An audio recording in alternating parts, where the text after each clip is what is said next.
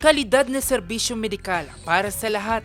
Ito ang hangad ng pamahalaang panlalawigan ng Pangasinan. Ano nga beds At tayo? ngayong taon, 10 ospital ang itinatayo para sa hangaring ito.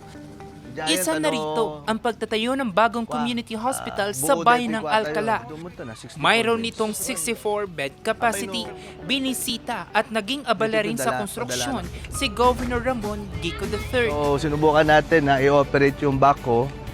So, para sa akin, very meaningful ito kasi tayo yung humukay ng pinakaunang pundasyon ng Alcala Community Hospital. So, congratulations sa ating mga minamahal na kaprobinsya dito po sa bayan ng Alcala.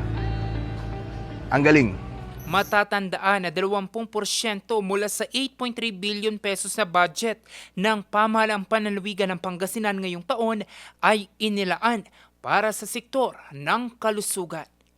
Jose Robert Inventor, RNG News.